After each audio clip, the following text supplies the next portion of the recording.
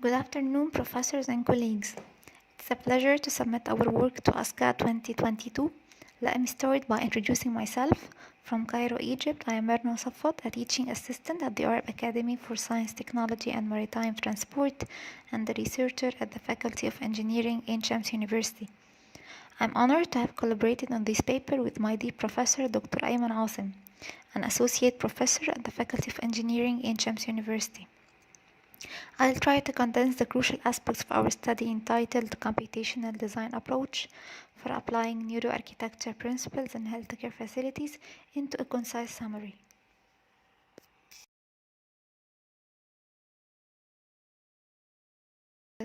Beginning with defining the scope of the paper's focus and what is meant by neuroarchitecture.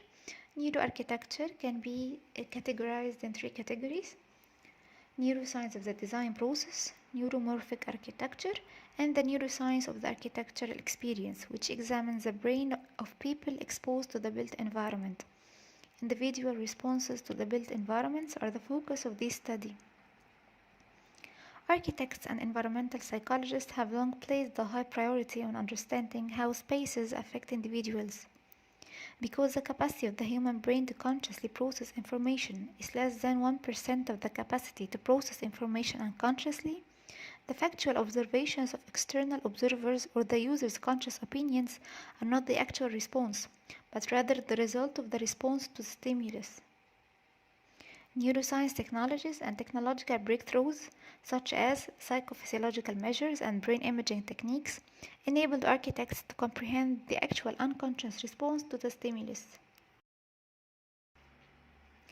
These developments made collaboration between neurology and architecture possible. Due to the interdisciplinary nature of the research topic, the collaboration employs several techniques, including environmental research techniques such as mental, behavioral, cognitive, and biosensory mapping. It also includes neuroscience techniques related to psychophysiological measurements, including neuroimaging techniques such as fMRI and EEG. It includes digital technology such as head-mounted displays like VR and AR, eye trackers, and GPS. Other research methods for built environment and neuroscience are categorized in the figure. Since integrating neuroarchitecture principles for healthcare facilities into computational design methodologies should benefit users' mental health and reduce the gap between computational design and human mental needs, this work aimed to first identify neuroarchitecture design principles for the interior environments of healthcare facilities, and second, integrate such concepts into computational design approaches from the early beginning of the design process. In the first phase, typologies from evidence-based design research were used to define neuroarchitecture design principles for the interior environments of healthcare facilities, and in the second phase, space syntax analysis was used to evaluate the inclusion of neuroarchitecture concepts into the interiors of the healthcare facilities.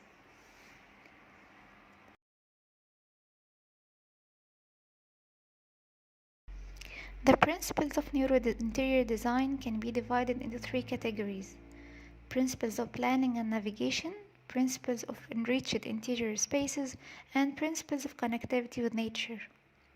The fundamentals of an enriched interior space involve visual, oral, olfactory, and tactile sensations. The ideas of nature features include connectivity to both outdoor and indoor nature elements. The research focused on the principles of planning and navigation for neuroarchitecture in healthcare facilities.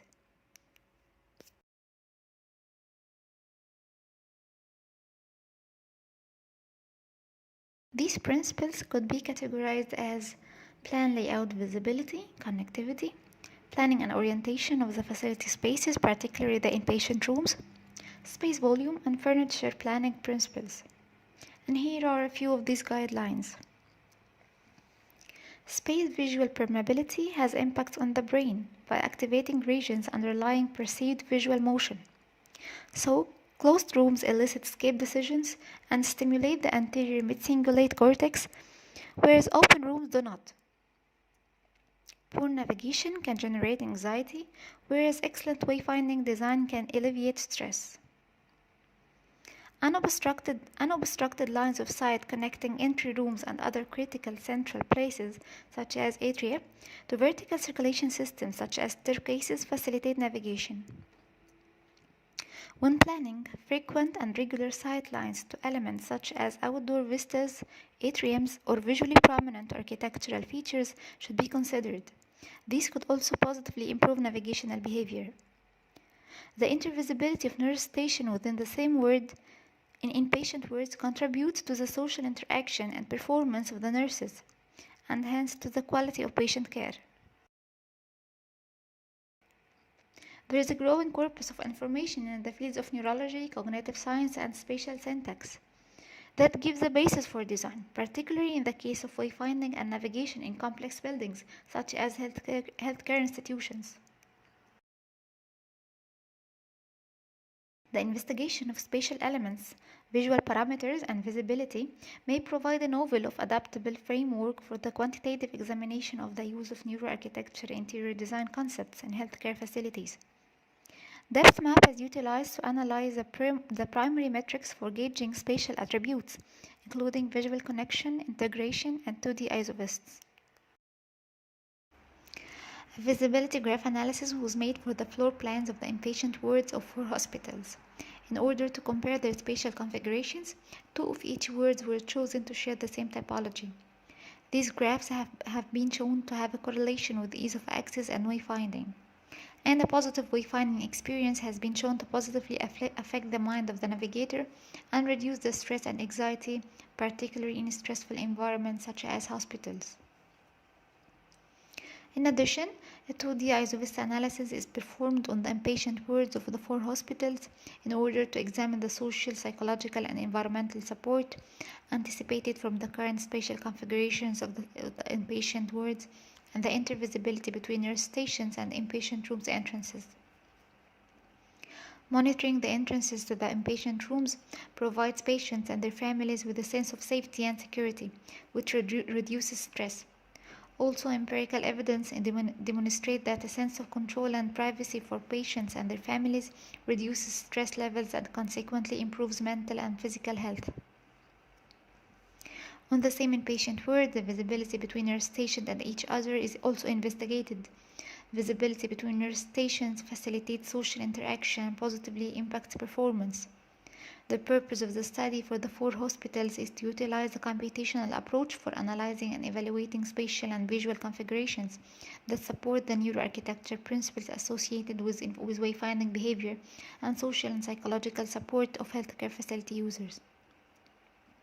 The computational method is intended to enable the practical use of neuro-architecture design principles in healthcare facilities, which have been shown to have a favorable effect on facility users' mental state, performance, and recovery rate.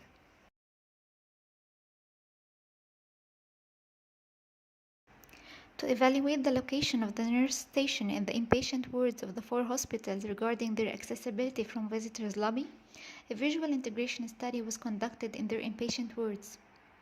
The visibility graph analysis for the plans of the 4 inpatient wards produced the heat maps displaying visual integration values as colors, ranging from blue to red, with blue indicates the lowest value and red indicates the greatest values.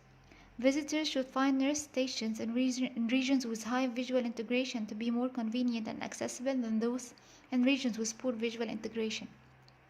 The ease of navigation influences the brain and psychological state of the visitor as well as their stress levels. Also, the 2D Isovist analysis was performed for the purpose of examining the location of nurse stations inside the ward in terms of the visibility of inpatient room entrances from the nurse stations and the intervisibility of nurse station within the same ward. This study contributes to predicting the effect of the distribution of nurse stations from the perspective of the social interaction, and thus the performance of the nurses and the quality of the medical care provided to the patients. And finally, I hope I have covered the paper's main points, and you're welcome to ask any question at the end of the session.